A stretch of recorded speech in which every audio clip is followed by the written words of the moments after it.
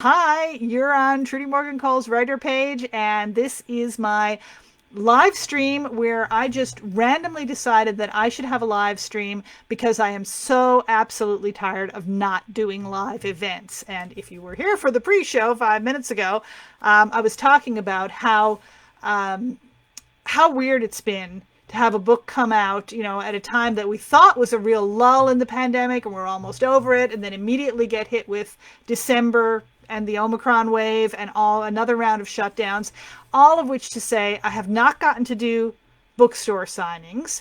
And I genuinely love most bookstore signings. There's a subcategory of bookstore signings that I don't love. Save that for the Q&A if you want to know about that.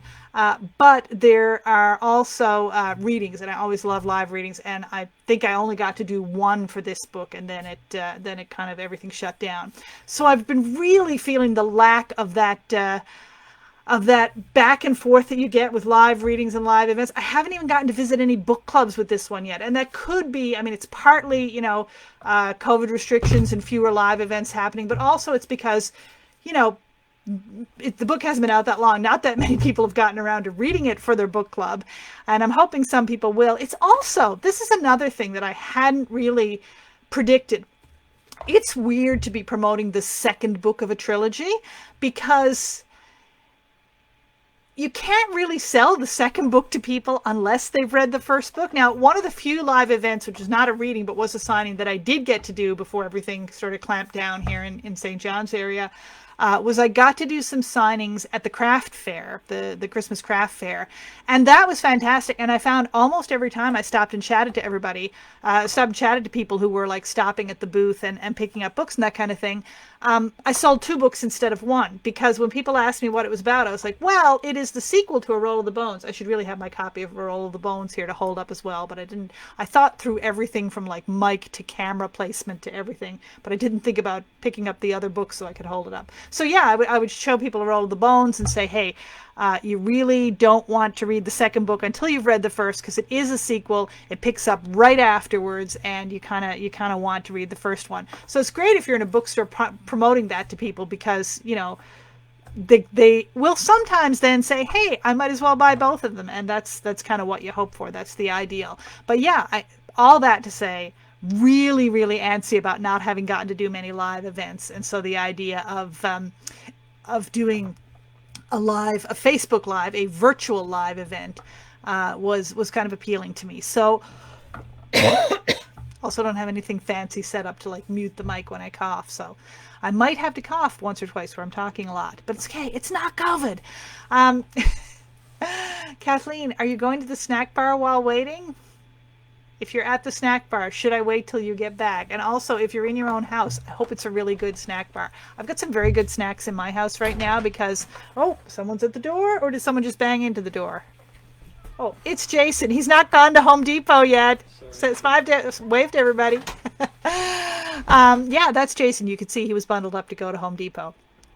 Anyway, snacks. I was saying I've got really good snacks in my house right now because Emma is home, my daughter, who is an excellent baker, and she's been home for almost a month now because the faculty at her university are on strike, and we fully support the faculty in their fight for a better deal from the university, but also we really, really want them to get things settled because she wants to get back to learning and get the value out of her semester, but the upside is while she's home, we get some great homemade baking, and I'm glad there are cookies in your kitchen, Kathleen. There are chocolate chip muffins in mine that Emma and her boyfriend Sean made last night. I don't know if Emma did all the baking, Sean did some of it. They do seem to do it as a team, and they've been both cooking and baking for us. It has been lovely. Anyway, you had the pre-show, you've had the intro. Now it's time for the actual show. So like I was saying, my plan was here to read three short segments, and I know of the people who are watching, I know not everybody has read Such Miracles and Mischiefs yet. Kathleen says that she just got book one back from her mother-in-law, and she's going to reread that first, which I strongly recommend personally. If you're reading books that are in a series and they're not all published by the time you discover them, like it's great if you read a series and you know it's already complete before you discover it, and you can just power through all the books end to end.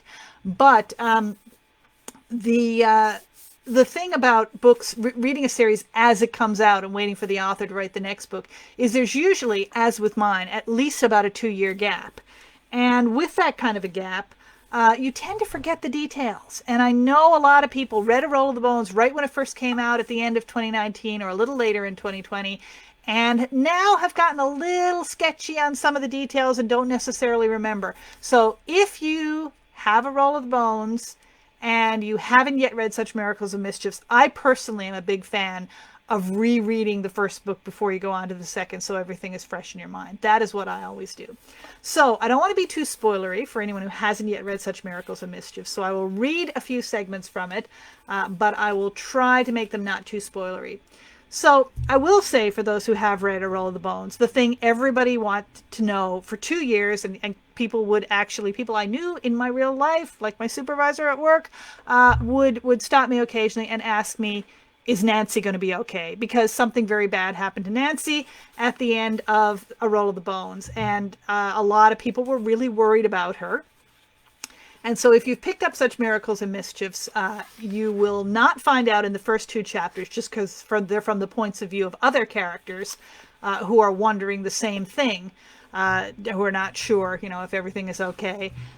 They don't know. But once we get into the 3rd chapter, I'm just going to read the beginning of the 3rd chapter. So I'm not going to spoiler you on anything more than what you will find out if you pick up when you read the book.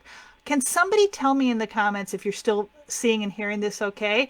Because I'm getting a little action needed button here on the live stream telling me that my current frame rate is too low, and I have no idea how that is impacting your viewing experience, but I'm hoping that the frame rate being too low, whatever that may mean, is not proving too much trouble for you. But if you're having trouble seeing or hearing me, or if the video is freezing up or anything, feel free to drop in the comments and let me know. So what I'm reading is the beginning of chapter 3 of Such Miracles and Mischiefs, and this is the part that, from Nancy's point of view, picks up right after the end of A Roll of the Bones. So it's a tiny little spoiler, but it's no more than what you'll be spoiled yourself if you pick up the book. They left her there on the deck, sobbing with grief and rage as the ship pulled away from the shore. A sailor was set to guard her. Why? Would it be any loss to these men if she threw herself into the ocean? Below, the gray waves churned. She imagined the salt water soaking her clothes, her hair, dragging her down. It would be icy, but at least it would be over quickly. Nancy tore her eyes from the waves and looked at the shore past which they were sailing. It was dotted with fishing stations, ships' masts marking the bays where crews were working on shore, drying this morning's cod on the stages. Nobody on those ships or in those coves would look up to question or mark the passage of a tidy brigantine flying not a black pirate flag, but English colors. They were Englishmen. English and some Irish, she thought, as their voices washed over her. Not loyal subject of His Majesty, despite flying his colors. Who were these pirates, and what did they want with attacking Master Guy's plantation and taking her alive? Nancy wished she understood. If she knew who they were and what they wanted, she might know how to survive, how to get free of them. One thing she did know. The only people pirates kept alive were either sailors who could join their crew or wealthy folk who could be ransomed for money. She was neither. They knew by her dress that she was a serving maid and so of no value. Likely they had taken her on board as an amusement, a plaything to be ravished till they tired of her and killed her. She looked down at the water again. No, no. Life was still better. Life was what mattered. Nancy could not imagine how, but if she could survive, she might escape. A man came over to where she sat slumped against the rail. He squatted on his heels, his face not far from hers. She had no idea what his rank might be, but he spoke like a man with some authority.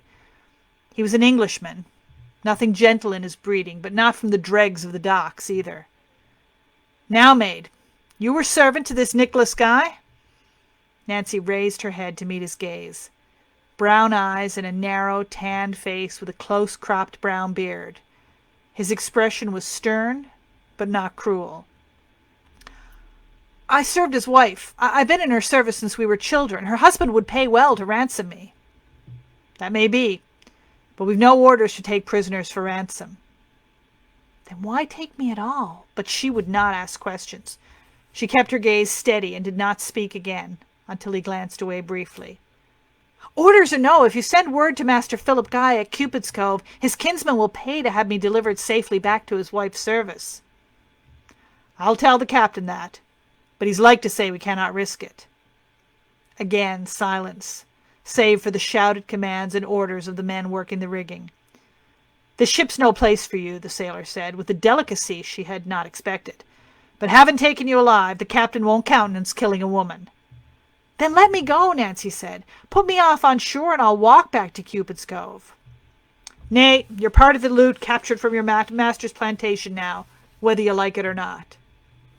Part of the loot, like the chickens and the goats. Nancy thought of Petal, the kid goat she had been raising by hand. At least, unlike Petal, she would not be slaughtered for the table.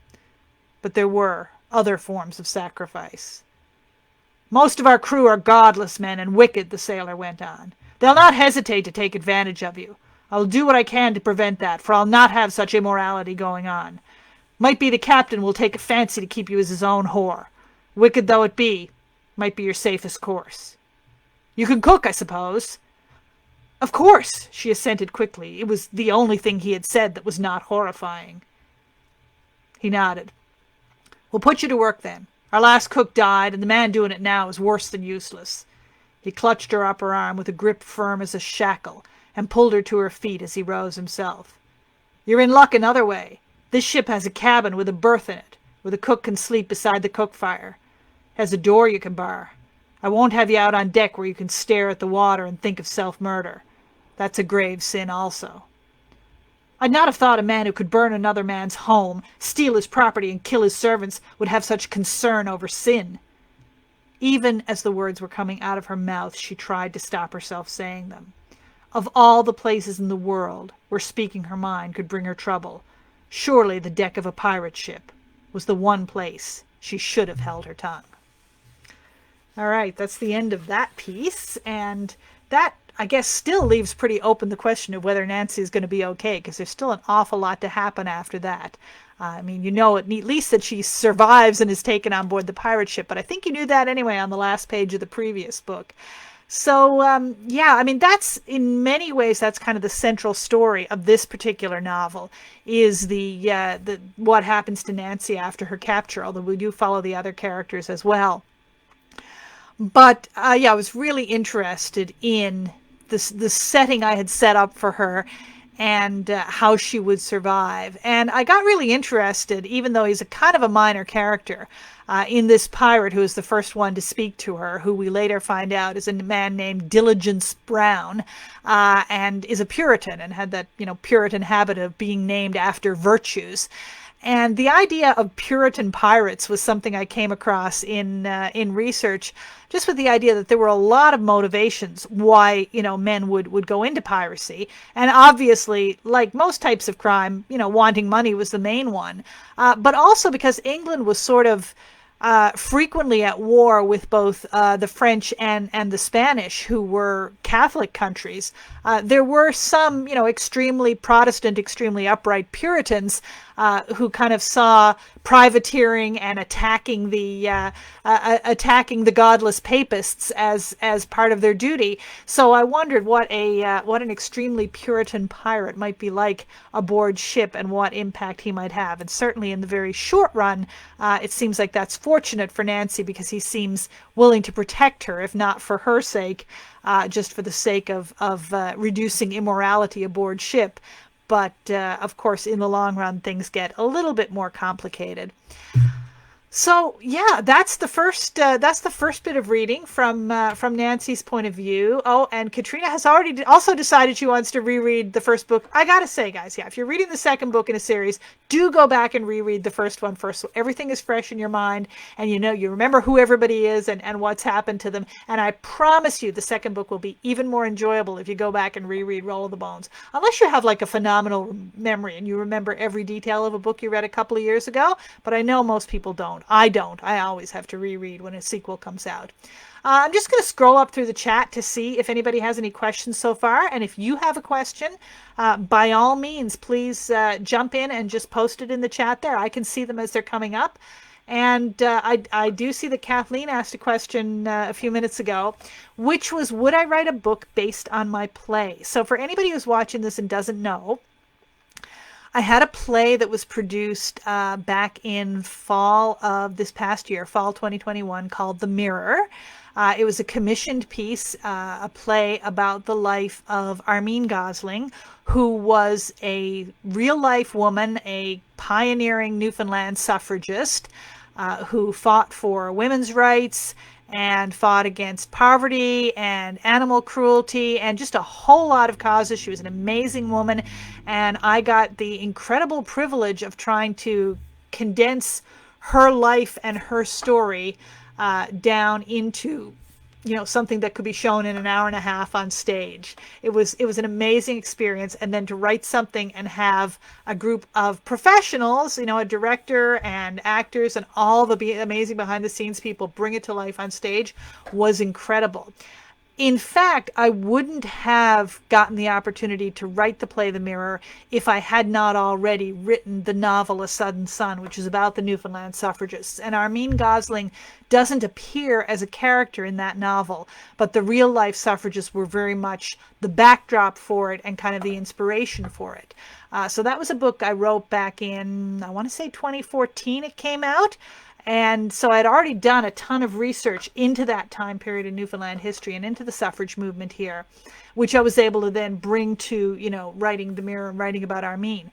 So I don't know if I would go back and revisit that story specifically for another book. I also, other than, at least for a long time, I have not tried to write a book that was a fictionalized version of the life of a real person.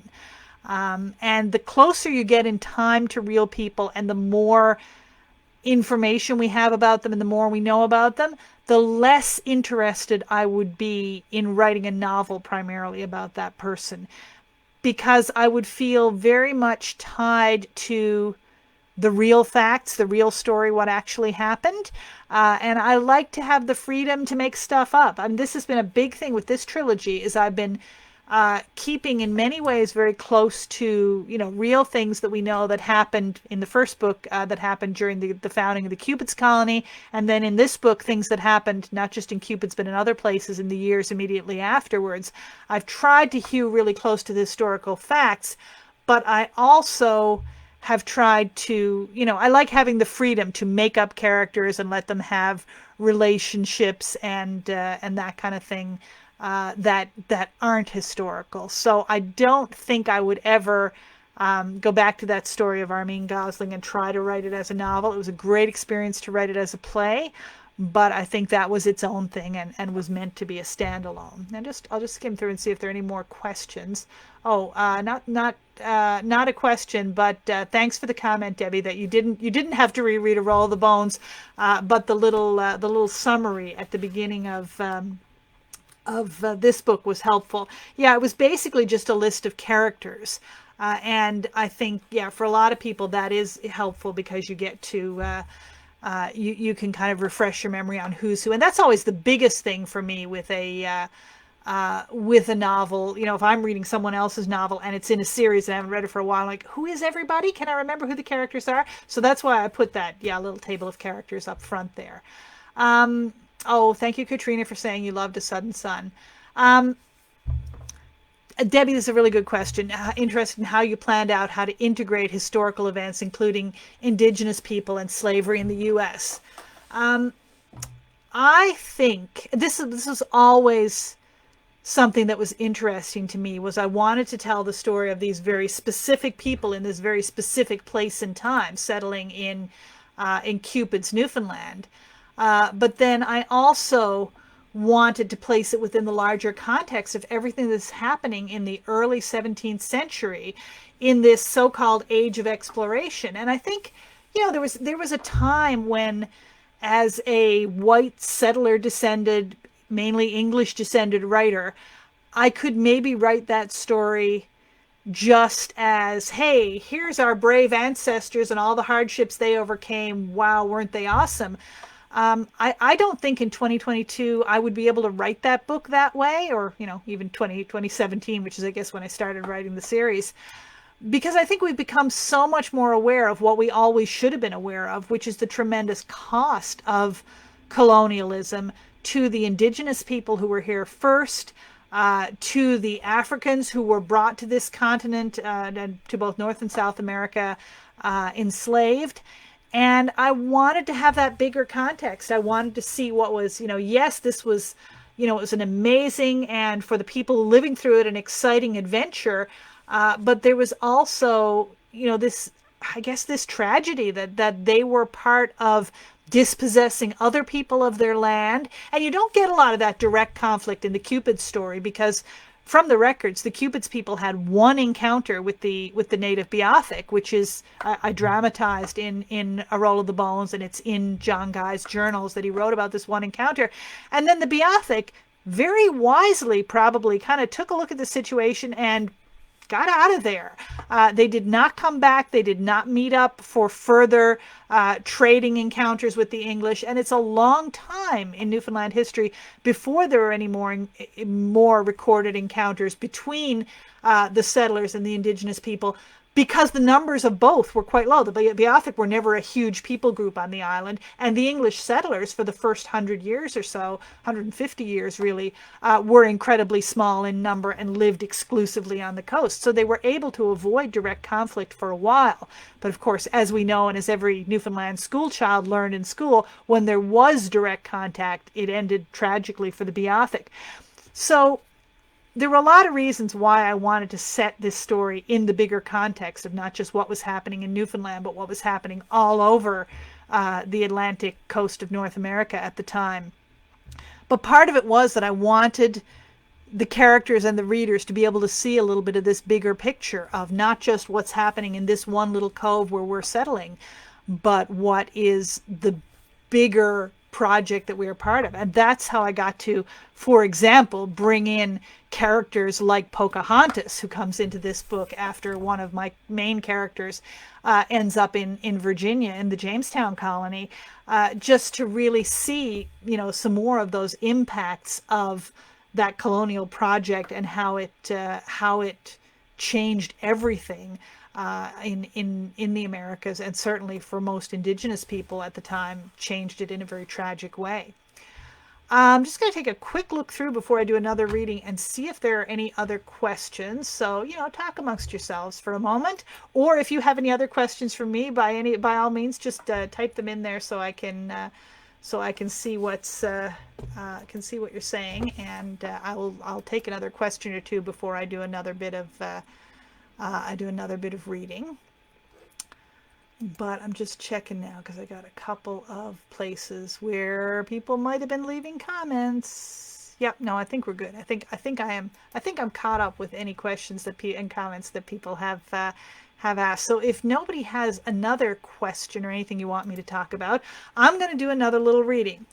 So if you've read the first book, there are three main characters. Nancy, who we've already met in this reading, and who I would say is probably, of the three, the main character, at least for the first two books. And then Ned and Catherine, and what, to me, what made them an interesting trio of mostly fictional characters. There's a historical basis for both Catherine and Ned, but very loosely. Nancy's entirely my own creation, so I can do whatever I like with her. But that they are, relatively young people in their late teens and early 20s at the time that they come from England to Newfoundland. And so, they have that whole sense of they're embarking on this great experiment, and with their whole lives ahead of them, how is that going to turn out? So the second character I'm going to read a piece about is Ned. And for those of you who remember Ned from book one, he comes out as one of John Guy's original 39 male colonists in 1610. and he is a young man who's apprenticed as a stonemason in the New World. He does a little stonemasonry, but mostly, because of the materials available, ends up doing a lot of working in wood and becoming a bit of a carpenter. And that's a skill that eventually serves him in good stead in this book as he sets off on some new adventures. So without giving you a whole lot of context for how this comes to happen, because it could be a bit spoilery, I'm just going to read a piece, and again, it's still fairly early in the book. I don't want to get too far in or spoil any of the big plot points. So it's from chapter 5. But this is from Ned's point of view, and Ned is aboard a ship. And the ship is captained by a man called Samuel Argall, who was a real historical person. Sometimes you see his name spelled Argall or Argyle. He was a ship's captain. He was at one point governor of the Virginia colony, though that's a little later than this time in the story. And he was very involved, as many men were, in this whole colonial project. And Ned is aboard, fairly recently come aboard as a sailor on Captain Argall's ship. And he takes ship in Newfoundland, where he lives, but they are on their way. He's trying to get further south for plot reasons, and they are on their way to a place called Port Royal. Now, I don't know if anybody currently watching this is from Nova Scotia, but I have had the opportunity in the last few years, since Emma went to school at Acadia, to visit Wolfville in the beautiful Annapolis Valley, where she goes to school, and of course to explore that area a little bit. And the original Port Royal, which is like Cupid's, is one of those really, really early European settlements, which was settled not by the English but by the French. Is a place that has been kind of restored, and not restored, but recreated as it might have been at the time. And like Cupid's, it was a very early settlement, and unlike Cupid's, it was destroyed, and it was destroyed by the English. It was destroyed by Samuel Argall and his men, and this is the ship that Ned is currently aboard of, that is on its way to Port Royal. Port Royal, when it came in sight, was a handful of buildings, no bigger nor more impressive than Cupid's Cove. It was surrounded by the same kind of wooden stockade wall, the same collection of little boats bobbed at anchor by its wharves. The fishing season was ending, and these men were preparing for a long winter. There was a closed gate in the palisade wall, but when they drew close enough to drop anchor and put down their boats, they saw it was unguarded. "They've fled," Argall said. "Of course, they have seen you coming a long way off," said the French priest. It's the French priest who had been captured elsewhere and is now a prisoner aboard the ship. "Just as we did at Saint-Sever. They will have gone into the woods, to their Indian allies." The fact that the settlement was abandoned seemed not to trouble Captain Argall. He ordered the boats lowered and the men ashore. "'Twas the same at the other place," Francis told Ned. "They get warning and they run off. We burn their storehouses and shelters." "Are the Frenchmen truly in the woods with the Indians?" Ned asked as they rowed ashore. He thought of the natives of the newfound land, those elusive men, their skins stained red with ochre, that the Cupid's colonists had met and feasted and traded with one night in Trinity Bay. From that time, until he left the newfound land, Ned had seen and heard nothing more of the natives. Yet it seemed there were places where colonists and natives traded and mingled together to such a degree that the Frenchmen would take shelter with the Indians if they saw an English ship approach. Better trust oneself to the wild men of the woods than to the English, and no doubt English colonists would feel the same if they saw a French ship coming into the harbor. The settlement was entirely empty. "Are there women here?" Ned wondered aloud as Argall's sailors marched from the shore through the unguarded gate of Port Royal. "The French bring no women folk," Red Peter said. "Or so I've heard."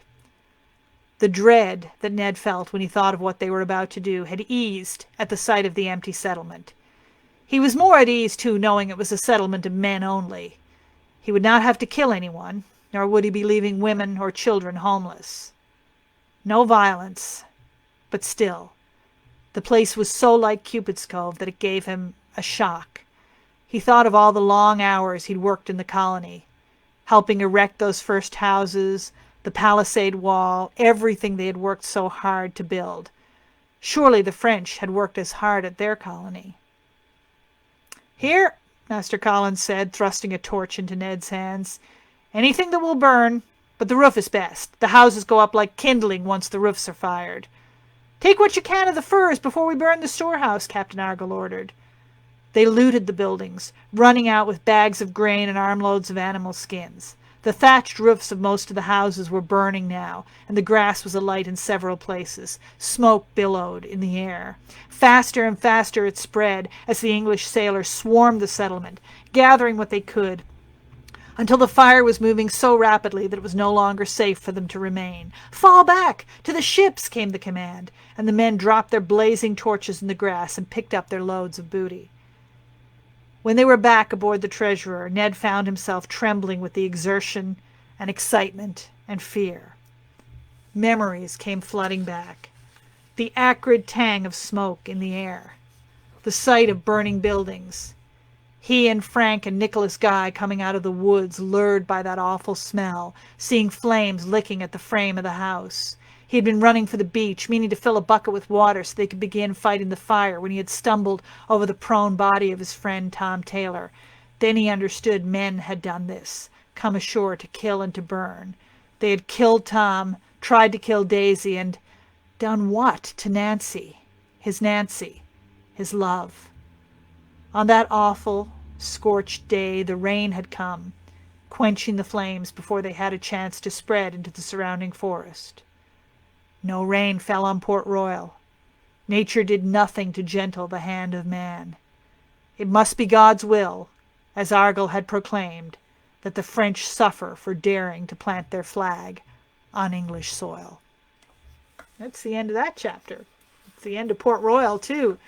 And Heather says you have been to Port Royal. It's a great place to visit. I love recreated historic villages. It's like my favorite thing. If I had unlimited time and money, I would probably do nothing but bum around visiting recreated historical villages, because they're just so fascinating to me. But Port Royal was great.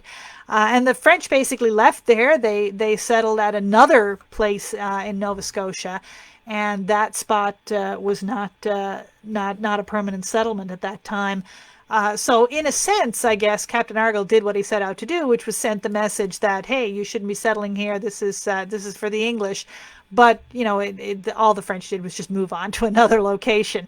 But again, that was another little piece of history that I was interested in, the rivalry between the English and the French over what eventually became Canada. And of course, that persists this day in our officially bilingual country, between the descendants of the English and French settlers. That was evident even in the very earliest days. When the English were settling in Newfoundland, the French were settling in what became Nova Scotia, and then in Quebec as well. Of course, it was around the same time, too, that Champlain was established in Quebec. And this idea of European nations seeing the Americas as just a big prize that they could compete for, again, without any real acknowledgement of the fact that it was already somebody else's land, that the indigenous people already lived there and had, cultures and histories of their own. But for a lot of English and French, it was more about competing with each other. So I wanted to put Ned, on Argall's ship for plot reasons, but also because I wanted to be able to show that scene of the English burning Port Royal, and this idea of the rivalry and the competition between these European nations over who was going to get to control and dominate what was to them a new world, even though, of course, it was very much not new to the people who had been here for generations, from time immemorial, really. And also, of course, for Ned, it's a really powerful moment because Port Royal reminds him of Cupid's Cove, and the burning of it reminds him of the event that happens at the end of Roll of the Bones, at the ending, the burning of Nicholas Guy's plantation by pirates, and he has to kind of reflect that I fled from people like this, and now am I becoming one of them? Am I doing this? And that's a theme that's going to recur for Ned throughout this novel, as he is going to find himself doing things that he himself finds very questionable and I guess, very morally, at first morally ambiguous, and things go on from there. Anyway, good time to take a break for more questions if anyone does have any more questions. And again, either about this book specifically. Obviously, I would love to talk about it because I haven't had enough opportunities to do so, hence the live stream event. But whether it's about this book, whether it's about the trilogy in general, the trilogy as a whole, or whether it's just writing questions in general, I'm more than happy to answer if you have some. So I will take another little break here to see if there are any more questions, and also to see if I got any messages from anybody who was trying to get into the live stream and couldn't find it, because that does happen from time to time. But I think we're good now. I think, yeah. So, oh, yes.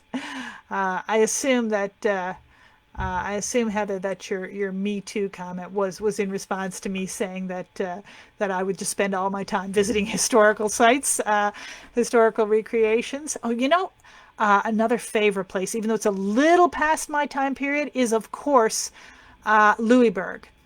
Fortress Louisburg, which I love. And there apparently was a thing, again, this was probably pre-COVID, I don't know if they do it anymore, where you could pay to spend a night in a historic house in Louisburg. And I was like, I would love to do that, but I never got to do it. And like a lot of other things, of course, I don't think that's happening now under the current circumstances. But yeah, that's probably my retirement dream, is just to bum around to a bunch of historical sites. So I do have a couple of questions or comments here. Would you ever write an Indigenous-centered novel, or would that be too much appropriation? Yeah, I would not do that. I feel like that story is not my story to tell. And even in bringing in characters like Pocahontas, who comes into such miracles and mischiefs, and another historical Indigenous person who spent time in Newfoundland, who you're going to meet in book 3, even there, I'm very cautious about, I don't want to write from the point of view or try to appropriate the voice of an Indigenous person, because, yeah, I feel like as the descendant of settlers, that's by no means my place. And there are so many great, brilliant Indigenous writers in this country and in the US as well, who could tell those stories so much better. I wish there was more Indigenous historical fiction. It seems like a lot of the Indigenous writers I really love, and a lot of the great Indigenous writers in Canada, are writing futuristic stuff like sci-fi and dystopia, things like Sherry Dimoline's The Marrow Thieves, for example, The Moon of Crusted Snow. I can think of a few others. And people obviously get to explore whatever stories they want to, but I would love to see a novel or a series of novels by an Indigenous writer covering this same time period of early colonization from the Indigenous perspective. I think that would be fascinating.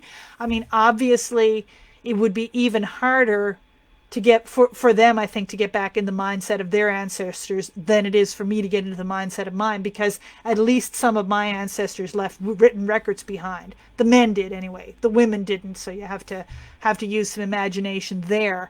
But you don't have that written record. You just have oral tradition and centuries that have passed. But I still think an Indigenous historical fiction writer could do an amazing job with kind of the other side of this story. That's something I hope to read someday.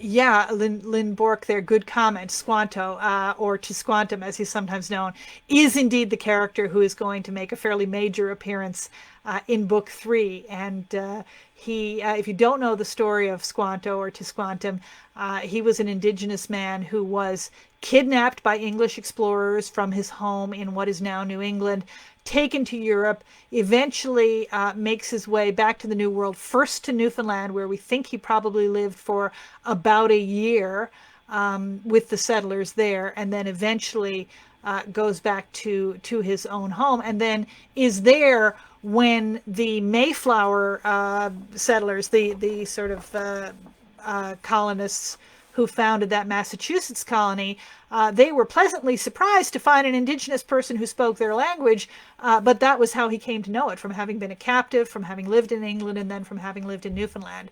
So yeah, Tisquantum is going to make an appearance in book 3, and with both the portrayal of Pocahontas and her family and associates in Such Miracles, and with Tisquantum in the book I'm working on now. I've been consulting with and kind of working with an Indigenous writer who has read some of this for me and given me some feedback on, maybe that's not a really sensitive way to portray that, or maybe you could have said that a little differently, which I think is really helpful and really useful. Thanks for your comment, Debbie, about the impact on Ned. It was very powerful, and how trauma plays out in people's lives.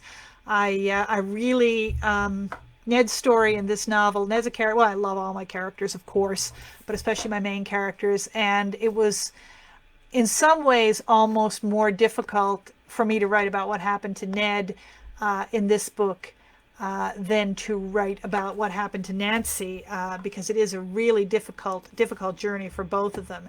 And I had a very specific kind of model. I'm looking something up because I want to mention another writer's name, and I want to make sure I get it right. Yeah, I had a very specific sort of model in mind. Ned is a simple, ordinary, working class young man, but several times in this novel he gets compared to a knight on a quest. And there's a short story that I read in high school called The White Knight by a writer called Eric Nichol.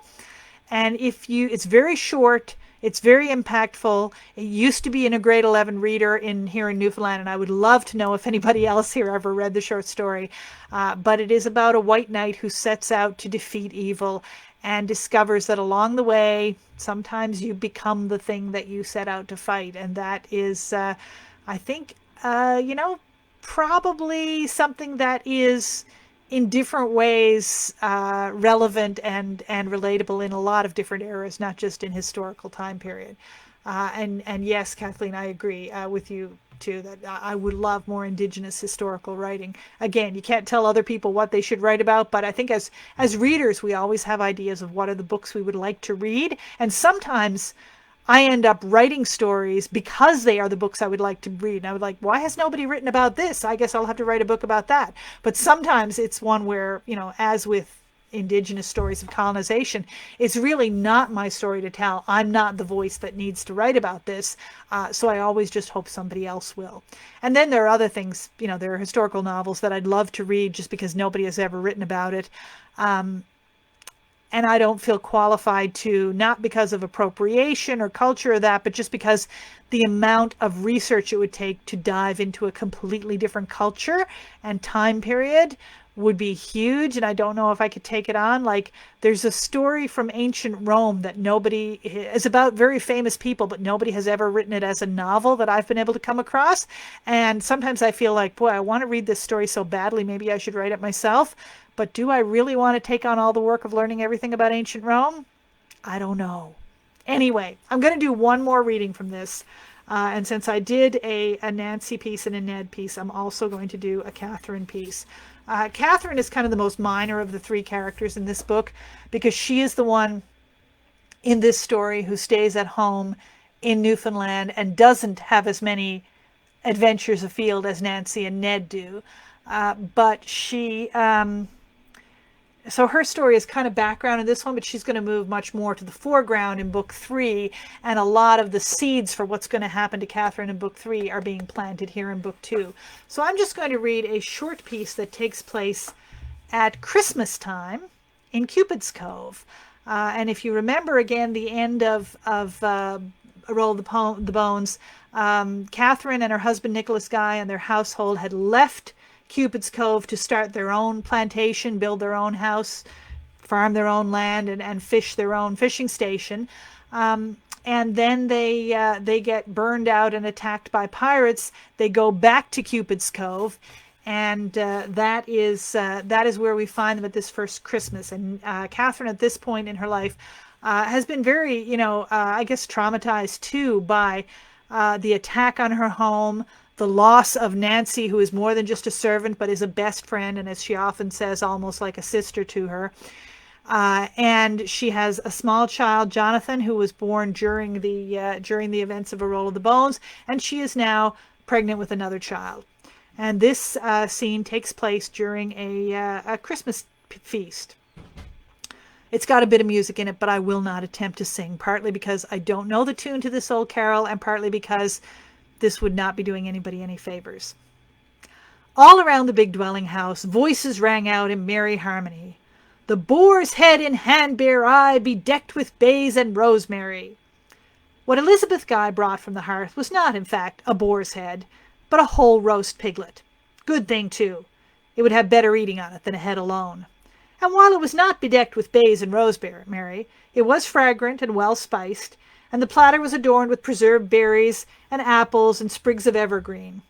Everyone joined in the carol as the 12th night feast was laid on the long table. Catherine picked up her son, who was trying to climb from the floor by her skirts, and put him on her lap so he could see the feast laid out before them. At 9 months, he was still far too young to understand about Christmas or the 12 days. He only knew that he always wanted to be up, up, up, able to see everyone and everything happening around him. "Take care, sweeting," said Nicholas, and transferred the baby to his own lap. "There's scarce room for 2 there."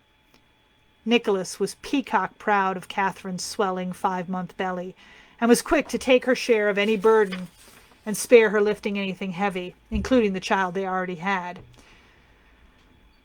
Catherine had almost managed to bury that little stab of guilt she felt every time Nicholas gave her a proud smile or said how fine it would be when they had 2 children to bring to the new plantation.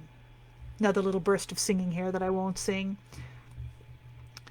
Which thus bedecked with a gay garland, let us severe cantico. Everyone sang with great gusto, though a little distance away Catherine heard Jem Hallworthy mutter, "I don't hold with all this Latin.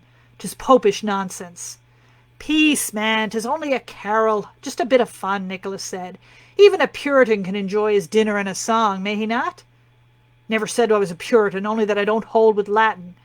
But Hallworthy tucked into his roast pork right heartily, not too greatly troubled by the popish prattle. The diners at the feast were all the inhabitants of the big house, Philip Guy's house, the acting governor and his family, Nicholas and Catherine and their servants, and a half-dozen others. Neither the Whittingtons nor the Butlers were there, both presiding over 12th night feasts in their own houses, though there had been talk of everyone coming together later for dancing and games. Catherine still longed for the peace and privacy of their own house and land, but she did enjoy a gathering such as this one, with music and feasting and laughter. She imagined next year, celebrating their Christmas and 12th night feast in their own house. Bess and Frank and the baby would be with them, of course, and her own 2 children, and Daisy. But her imagination persisted in peopling the table with those who could not be there. Ned and Nancy ought to be at that table, and poor Tom Taylor by Daisy's side. Well-a-day, 'twas folly to imagine Tom would ever sit beside Daisy again. That poor girl had buried 2 husbands now. But Ned and Nancy, could they return? She had placed such hope in Ned's idea that he could somehow go find Nancy and bring her home. It was like a knight's quest in a romance. But truly, what were the chances of finding one young woman with all the vast ocean to search? Even Catherine, much as she loved tales and romances, knew that love alone was not equal to such a task. When the meal was done, the singing began, with Frank taking up the fiddle to play some Christmas tunes. Everyone joined in to sing the one about the cherry tree, and Catherine's mouth watered at the thought of fresh, ripe cherries. So far, no one had found any growing in this land, and they were among the English delicacies she missed. "I wish I had cherries now," she said to her husband. He laughed. "You and the Virgin Mary. I vow if we were in a cherry tree, I'd gladly pick you some." Catherine's cheeks flushed. She had forgotten that in the carol, Joseph refused to pick cherries for Mary because she was carrying a child that was not his. "I'll make do with a slice of that pudding if you'll go and fetch me some," she said quickly, and thought, "Whoever fathered this child I'm carrying, 'twas surely not the Holy Ghost." And that's the end of Catherine's little section and the Christmas 12th night feast. And I have a question here from Kathleen who asks, how do I decide what I will write about next? Do I have a list of topics and stories I have kitted up and ready to go? Or does something just pop up and I think, yeah, that. It's sort of more the second one. Things pop up, but there's a long time between when they pop up and when they get to the point that I'm ready to start thinking of writing another book. Something is often ticking away in the back of my head for maybe years before it comes together enough to want to write a book. In 2012, no, 2010, Newfoundland celebrated the 400 Cupid's 400. It was called the 400th anniversary of John Guy bringing those first English settlers over. And I didn't know a whole lot about the Cupid's colony before then. I read a few things about it. I visited the Cupid's Legacy Center a couple of years later. And the thing that kept, as many people have heard me say several times, the thing that kept popping up to me was this fact about how John Guy had brought out these 39 men, and then 2 years later he went back to England and came out with 16 women, and how they were listed in the accounts of the colony. They were listed along with the livestock, and just like the livestock, they were given no names, and we knew nothing about them, except that one of them must have been the wife of Nicholas Guy, because she had a child 9 months later, and that's the real historical character that I very loosely based Catherine in this novel on. So yeah, I noticed that probably in like 2011, 2012 when I was visiting the Legacy Center, and I read a bit about that colony. And then that was just churning away in the back of my mind for really 5 years at least, until I decided I wanted to write a trilogy with a really big scope and a cast of characters and a lot of adventure, and that kind of got tagged to the idea of those 16 women who came out to Cupid's in my mind. So it's often a long process, and it's not always easy to trace the entire path of how I get from sort of idea to story. But I will say, Cupid's, if anyone knows it, is not one of those restored, recreated historical villages that I love to finish so much. It's a working archaeological site, and there's a museum down the road with artifacts, and you can get a tour of the archaeological site, but nobody has, and is not ever likely to, just because of the way that site works as a working archaeological dig, nobody has recreated what Cupid's would have looked like at the time. However, again, as those who are here in Newfoundland know, you can go down the opposite end of the Avalon Peninsula to Fairland, to the colony of Avalon, which was settled just a little bit later, where there are some recreated buildings, not necessarily a whole village, but there's been some attempt there to recreate, what some of these places might have looked like at the time. And it gives you a little more of a sense. And I went several times in the process of researching this down to Colony of Avalon, just to get a feel for what buildings and settlers' lives at the time might have been like.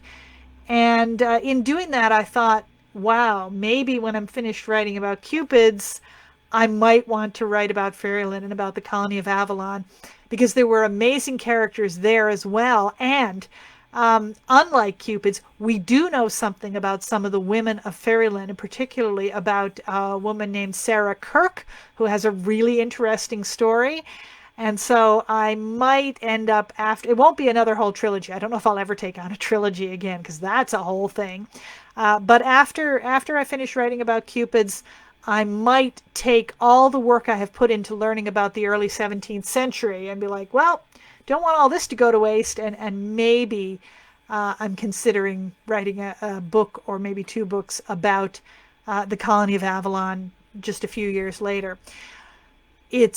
But then at the same time, there's another story that I want to tell that's kind of rooted in my own family history that comes from 19th century St. John's. So I might write that one too.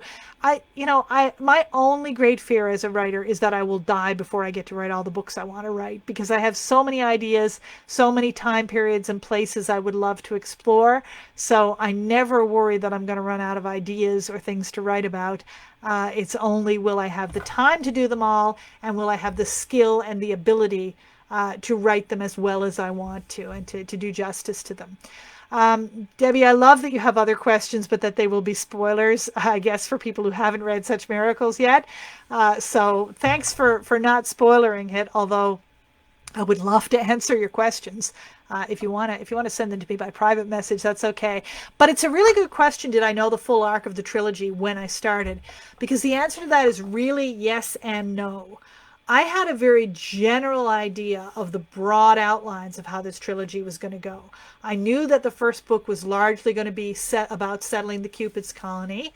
I knew that the pirate attack that happens at the end of the first book was going to happen and scatter the characters in different directions, because I wanted my characters to travel and to go to other places, because as I said earlier, I wanted to bring in these other elements of the story of colonization and exploration and exploitation of the indigenous people, and everything that was happening in, as you get in this book, not just in Newfoundland, but in Virginia, and in Bermuda, and even back to England. So I knew I wanted to set my characters off on journeys, and that was going to be the means for doing it. And I knew where I wanted everybody to end up at the end of the third book. But it turns out that that's a really rough outline to have for a trilogy, and you need a lot more detail, and a lot of the details I really did not discover until I was writing them. A lot of things you don't find out until you do your research, and then also until you see how the characters develop. And yeah, there were things that happened in the first book that I wasn't expecting, that I did not pre-plan, but as I got further along, I was like, oh wow, this would fit in and be really interesting. And then there were things, again, that happened in the second book that did not play out exactly the way I'd planned. And I'm in the process of writing the third book now. I've just finished a very, very rough first draft, and I'm starting to do more research and go back to it for revisions. And already there are things happening here that I was not sure of. Some of it also comes out of research. You discover, hey, this thing happened historically at this time, and I want to try to fit it in. And I guess that that leads into Kathleen's story there. Do you ever completely change the trajectory of a character partway through because they told you it needed to happen? I'm not very mystical about my characters. I don't believe that they actually tell me things, but I think what authors mean when they say that, unless they're incredibly woo-woo and they really do believe their characters are speaking to them from, beyond the veil or wherever. But I think when people say, the characters made this happen, or they told me it wanted to be this way, what it means to me is I tried to write it a different way and it didn't work. And sometimes you just write a character. For example, there are, and I don't know if this is a bit of a spoiler for Roll the Bones, but not for Such Miracles and Mischiefs. There are two characters who end up sleeping together in A Roll of the Bones, which I had not intended. In fact, one of the characters wasn't even supposed to be in the book. And then when I did a little historical research and found the historical character that he's based on, I'm like, this guy is too good not to put in the book. And if I'm going to put him in the book, somebody's going to fall for him. So that's going to happen. So it's really about what works and what doesn't work on the page, what feels natural. I definitely, both in these books and others, I don't know if I've ever made a hero into a villain or vice versa, but characters' paths have definitely worked out differently than what I had planned or intended, simply because of what worked well on the page and what seemed to fit and feel natural as I was writing. Oh, thanks, Debbie, for the comment about the book club. Yeah, I have enjoyed visiting your book club, and I love visiting all book clubs. It is absolutely my favorite thing to do. I think I've only gotten to do it once in person since COVID started, when we were in another one of those lulls last spring when it seemed like a good time to go to other people's houses. I've also done a few Zoom or Skype book club visits, and I am honestly willing to visit anybody's book club, real or virtual, under any circumstances. But it's not always possible. It's not always logistically possible, but I sure like to do it when I can. And visiting a book club virtually is a poor second to visiting it in person. I love the energy of visiting in person. And also, when you visit book clubs in person, they generally have really good snacks. And I am a fan of really good snacks. When you do a virtual book club visit, you don't get the snacks, and that is disappointing. But you do still get to talk to people. I actually am doing a library book club visit with the St. John's Public Libraries in March. And I will post some information about that on this page if anybody. I think that's going to be a virtual event, and if you want to tune into that, you certainly can. But hey, you got me here right now, so even better than a book club, even though we don't have snacks. I am totally up for answering any questions. So I'm getting close to, it's almost 9 o'clock now, and I was planning to do this for about an hour, which is about as long as my voice can hold out. I've done my 3 little readings. I think I have touched on every question somebody posted, but if anybody has another question that you were thinking about or wondering about, I'm happy to spin it out for a couple of more minutes if anybody has anything that I haven't got to or haven't gotten a chance to answer. So I will absolutely do that if you have, but if not, I will probably wrap it up. And I'm hoping, if I don't completely mess up the technical aspect of this, which, fair warning, 100% chance that I could do that, but if I don't mess it up, I will have this recorded and keep it here on the page. So for people, I know a few people said they wanted to see the reading and the Q&A, but weren't able to tune in at this specific time. Oh, another great question from Heather. What are my favorite resources for the time period? Specifically for this book, well, particularly with the first book, with The Roll of the Bones, I made a lot of use of the Cupid's archaeological site. The head archaeologist there, Bill Gilbert, who has been an absolute gem of just a treasure trove of information to me, and the wonderful website that they set up, where a lot of the original documents and original texts they have not just put up but transcribed into contemporary English, which makes them a little easier to read. I always love reading contemporary documents and primary sources, but when it's early 17th century and you're not an early 17th century expert, the reading can be a little bit slow and tedious. So it's great sometimes to have it transcribed into modern English. But yeah, I mean, the primary sources and the opportunity to visit places where things took place, it's always my favorite thing. With the Virginia sections of Such Miracles and Mischief, I was very fortunate in both 2018 and 2019 to have been able to visit Jamestown and the Jamestown colony there, which, when you talk about recreated historical places, that's another one that's an absolute can't miss. I went there many, many years ago, back in the 80s, and then I went again twice more recently when I realized I was going to be writing a book set in that time period and touching on that place. So yeah, my favorite resources are always getting to go to the places where things happen and talk to the people who know things about it. Question from Lynn there. Do you think that through all these years between visiting Cupid's and starting to write Roll of the Bones, your imagination was unconsciously working on it? Because I think that's a thing.